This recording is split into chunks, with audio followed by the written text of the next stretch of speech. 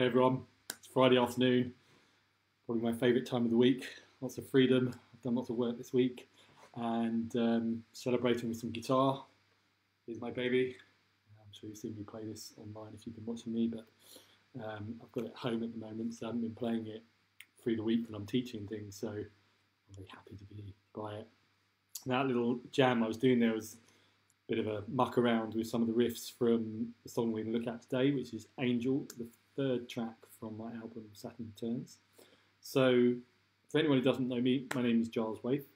I'm a multi-instrumentalist. I've always been a guitarist at heart, but I play everything on the album and love all those instruments. So I did drums, bass, guitar, vocals, bit of piano, bit of Hammond organ, and something else I had to say. What was that? Well, hopefully you're going to enjoy it today. I'm sure I'll remember if it was something else. And if you want to support this project, I'll put a link to buy the album below, but you can just search for it on like anything really. Amazon, it's on iTunes, you can get it from my website, gileswaithe.com, and it's on Spotify as well. So you can hear it there. And if you like what you hear today, I just ask that you'll share it with someone else. So, as I was saying, that was a little taste of Angel. And if you want to hear the proper track, like I say, go to one of those sources and have a listen. And you will get a pretty good quality from the stream, but it won't be anything like what it'd be like if you listen to the original recordings. So let's go from the beginning and have a little listen. We've got the track set up here. This is Angel.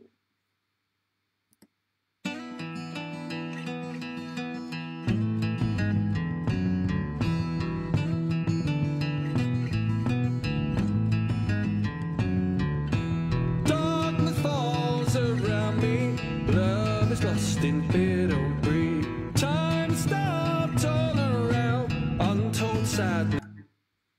Alright, so we're going to start off talking about the guitar. So anyone who plays guitar might be aware that you don't have to tune a guitar in the standard way. So when a guitar's tuned in, the way that most guitars are tuned, it's kind of got a very neutral sound if you play it without pushing the fingers down any of the frets. So what I've got here, though, is to an open chord. So if you hear this, it will sound nice without even pushing it down.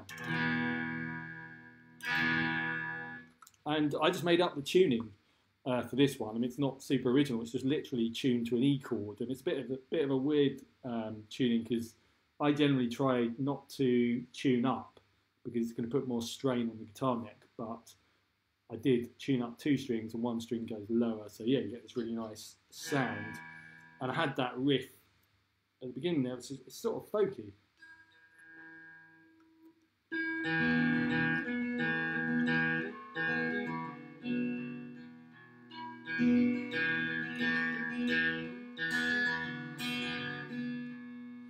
Yeah, and you get that kind of shimmering because you've got all these very nice open strings that are tuned to this E chord. It resonates in a really nice way.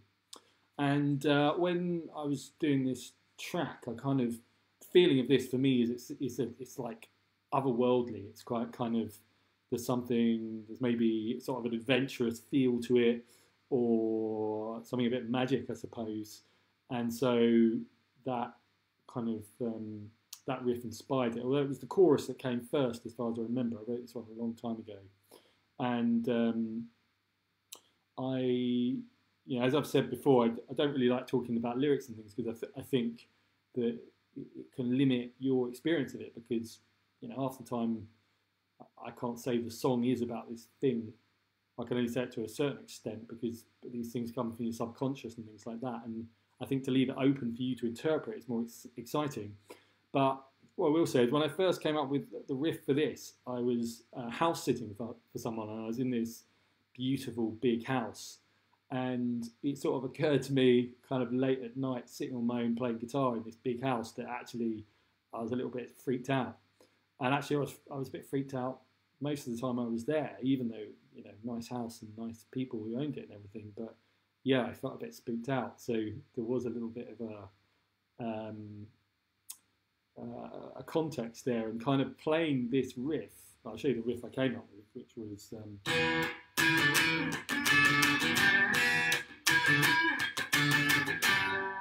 Which to me was sort of kind of a bold thing to do, because, like, you know, when you're a kid and you're scared of a ghost, you probably just want to hide under some kind of duvet or something. But playing a big loud guitar riff is not a way of keeping a low profile. But anyway, that was a bit of, you know, it's not necessarily really what the song's entirely about. It's about, well, yeah, it's kind of pretty influenced by that, but there's other elements to it as well. And yeah, I think it's an interesting place to write a song from. Yeah, just being a bit freaked out, which of course is something that's going to happen across your Saturn returns period. So the other thing about this is the production, is to kind of keep that kind of magical type feeling to it, and hopefully not in a twee way, because I think whenever you create something like musically, it is a bit magic. It's not a normal experience. It's not like you know, doing your accounts or whatever. Or you might find some magic in that. It's different. So just have a listen to what I did with the production in the beginning. I'm just going to mute my vocal. I need to do this every time. It will sound really bad for you. One sec.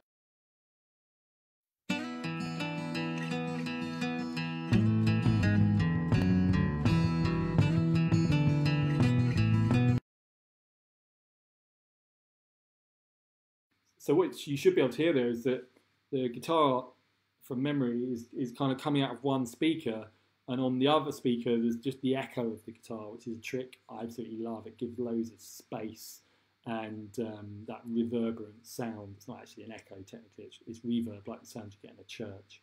And then underneath we've got this kind of pitter-patter. That did terrible things to the camera, didn't it? But you can hear there's that pitter-patter, which is supposed to be a sort of, you know, the drums are almost warlike. And it was an interesting sound to get. It was, I'm just playing one of the drums from the drum kit, but we put, I think, a t-shirt over the top of it just to kind of mute it a bit, but you still get some of the kind of power of the drum. It's not just like hitting a piece of wood or something. So yeah, there's quite a lot to digest in the beginning there, and our vocal's about to come in, so let's have a little listen to that. Darkness falls around me, love is lost in fear. Time to stop turning around, untold sadness pulls me down. Fear surrounds me, surrounds me, surrounds me. Danger. Yeah, so like a lot of the album, the songs on this album, I wanted that to be an experience. You know, it's more of the idea is it to be a sort of immersive feeling, experience of the song, rather than, you know, just sort of technicalities, I suppose. And you can hear there's that, it's actually a slide. I don't have one with me, but I do have a little bottle of ouzo, which will do the trick. I think it's ouzo, it's in Greek, so I'm not sure. So you can hear in the background there, we've got this kind of ascending sound.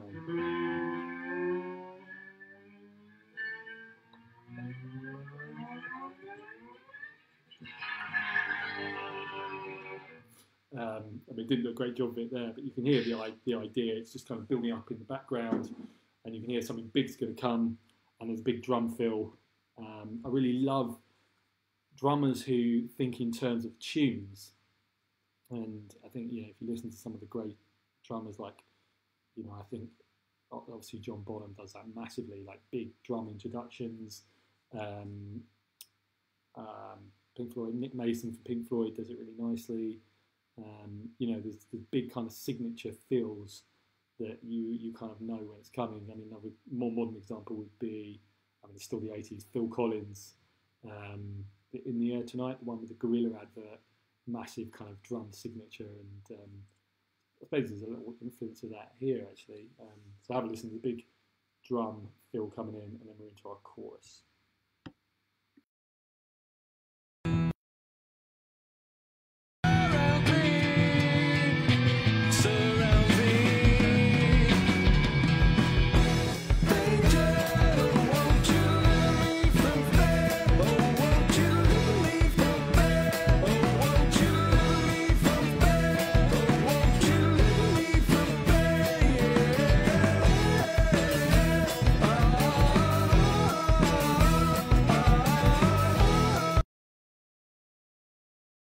yeah, so you can hear there's that massive drum fill. And then this chorus was quite a challenge for me, really, because it's pretty high. And I mean, what I wanted in the run up to this album was just to have loads of time just to just sort of loosen up my voice and just relax and be able to do these things easily. But I didn't really get that time as practicalities got in the way. I had a lot of playing all these instruments. There was a lot to do, and so when I listened back to it, it wasn't as just relaxed and resonant as I wanted. So it actually led to a better thing, because the vocal here is super thick. I don't know how many overdubs there are, but there's loads of overdubs. And I'm singing the higher part. I'm doing like a lower. I think I'm doing a lower an octave to it, and harmonies come in. So this is actually one of quite a lot of examples of the process of the album where it kind of necessity meant I had to do something to make it, to improve the sound, and that final sound was better than the one I originally had in mind. So that was cool. And yeah, just the idea of this little chorus for me was just, you've had a soft bit and now it's just going to absolutely crash in. You can hear there's a couple of drum parts. This first drum beat was the type of beat I just absolutely loved when I first started playing drums. And I think I was 13 when I started playing guitar, and I was about 17 when I started playing drums. And there were a few things I was obsessed with. I didn't really have an intention to play drums. I just loved the sound of things, so I would just learn certain things. It kind of meant that later, when I started teaching things, I had to kind of come back and learn some of the fundamentals. But yeah, this beat here I absolutely loved, and you can hear during the process of what we were doing there, it kind of sort of doubles the speed you could think of. There's a little change that adds some interest. So let's play through from just halfway through the chorus.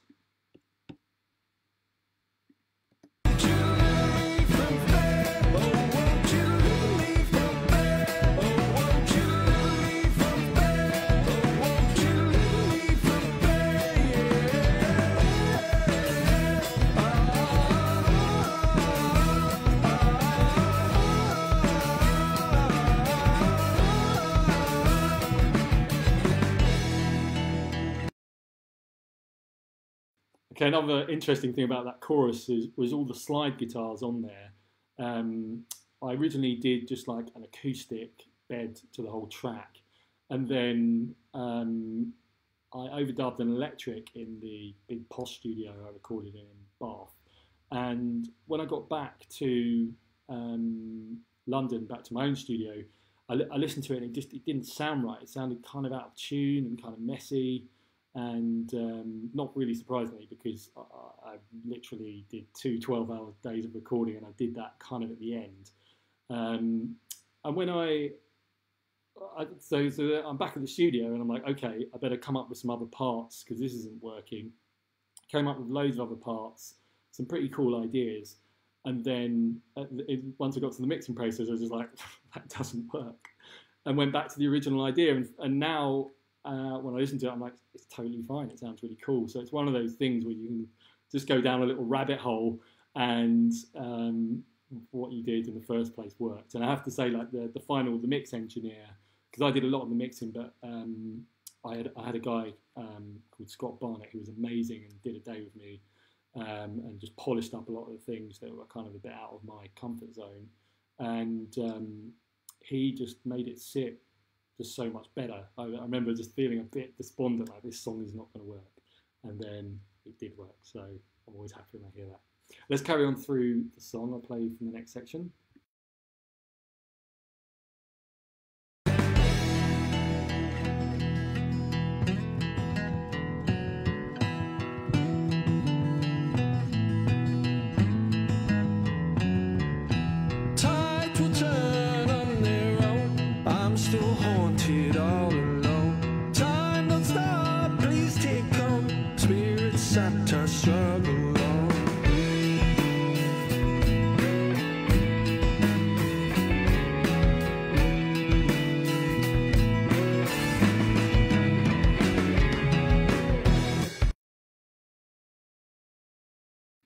Okay, so a few things to unpack there. You can hear this kind of hip hop beat comes in there, which I absolutely love, and then we're back to that big signature feel again, that's the kind of stuff I used to like listen to all the time when I was 15. Well, actually, still do listen to, and so I'm really glad I managed to pack that in.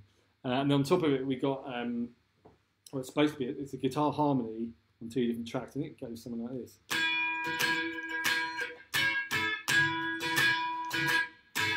That's it.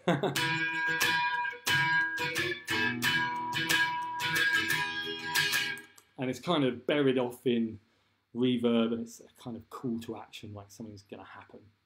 All right, and then we're back into another chorus, so let's listen through the next chunk.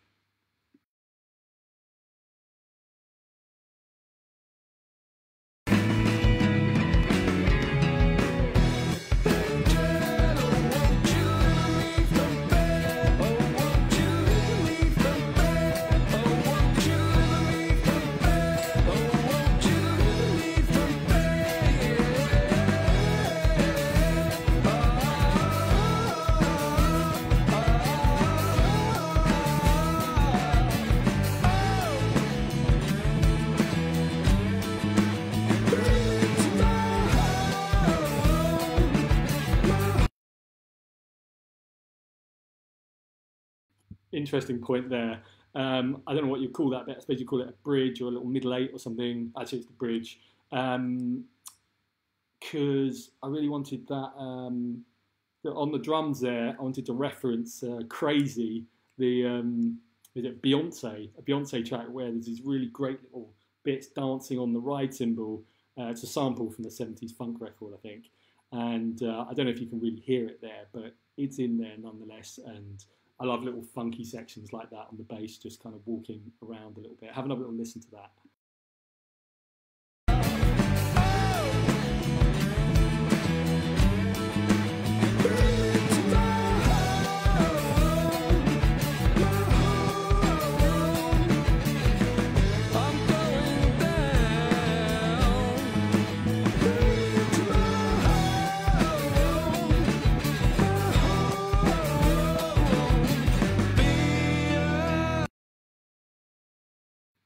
Yeah, that's one of the bits that worked really well in my book, so I'm always happy when things actually work.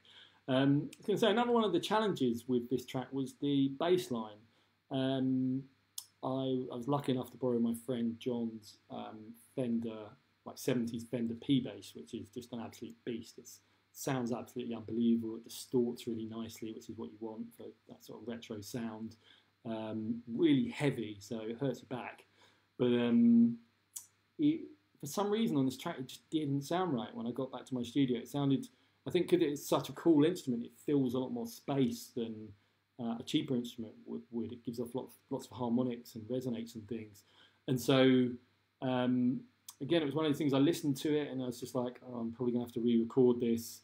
Ran out of time, went back to the guy who was mixing it with me, and for some reason it all just worked really well. So there's a bit of serendipity amongst the planning there. Sometimes it just works out, which is cool because I love the sound of it now. So it's all good. Right, we're coming on to the middle 8 now.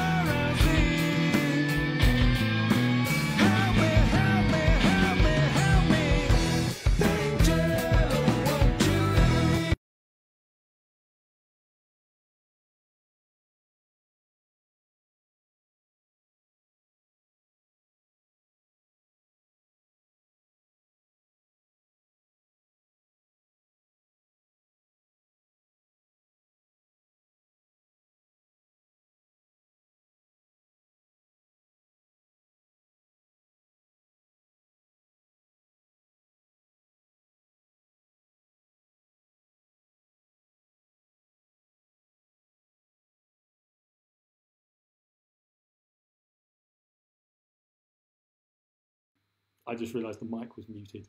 I'm not sure for how long, but I'll start from where I was there. So in the section we just had, I was just saying that there was some mutes there, which are kind of come through, giving that sort of haunting sound, just going. and there's a lot of delay on there as well, which is it's like when you shout echo in a cave and echo comes back. Because I've always loved those production sounds like you'd get in Led Zeppelin, Jimi Hendrix, Pink Floyd, you know, where things are flying from speaker to speaker. I think it's a little harder these days when you've got 100 tracks to organise things. In those days, they're between sort of 4, 8, I don't know, maybe 16 if they were lucky, which meant that you could do things like that a lot more easily. So, yeah, I tried to do that as much as possible. So I think that's all we to say about that section. I think, yeah, that's it really. Let's crack on with the final part of the song. So this is our outro.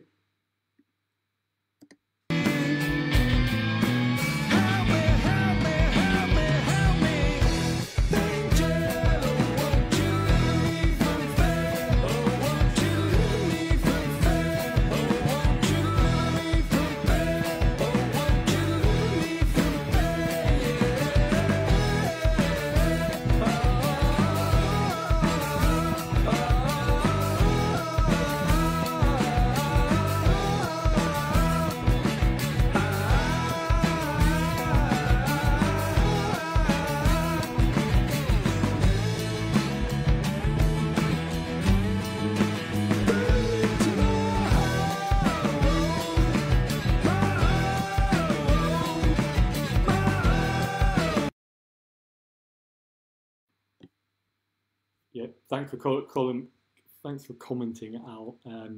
Unfortunately, I have to keep muting the mic and unmuting it every time I speak. Otherwise, when I play the music, it sounds really weird and echoey.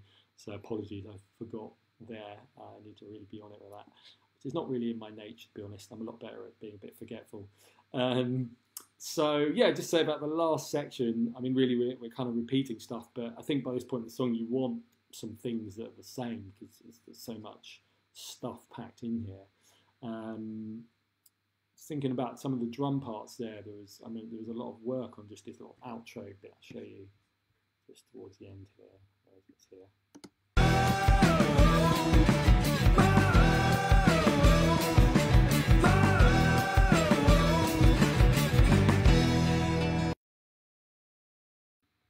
Yeah, just those little double hits at the end. Sort of, it's funny, you come up with one little idea and then it's like, oh, there's another couple of hours of practice required to actually pull it off. But I'm glad I did that, it worked. So we've got just one more bit, which is the outro. Let's listen to that.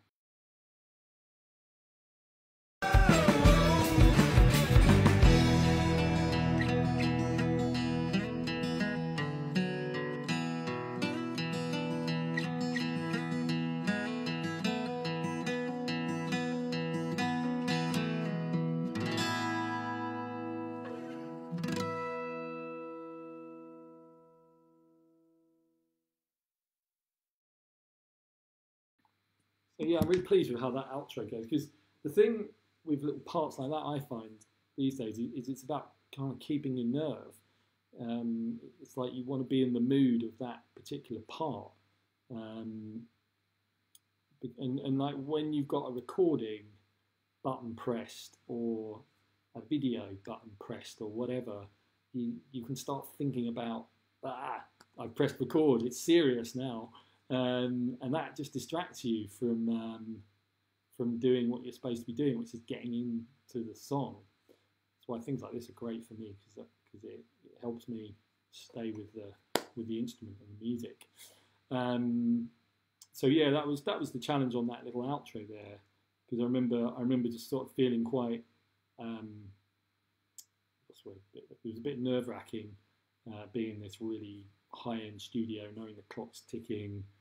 I was using this amazing Martin guitar, and that's another thing to say about this track I was lucky enough to be able to use Justin Adams' acoustic guitar, who is Robert Plant's guitarist, because he just leaves some of his instruments in real-world studios for people to use, which was an absolute pleasure. But it was just, another thing that was different. So yeah, I guess that was the challenge on the end there, was just keeping my nerve a bit to be able to play this thing in a calm, sort of very gentle way, which I managed to do, so I'm pleased with that. So I think we're coming to the end of this track. Thank you very much for listening. I appreciate you all watching. And like I say, if you want to support me and this project, and the next project, because I plan on doing plenty more, please share it with anyone you think would enjoy it. Okay, so thank you very much for watching, and I hope you enjoy your Friday.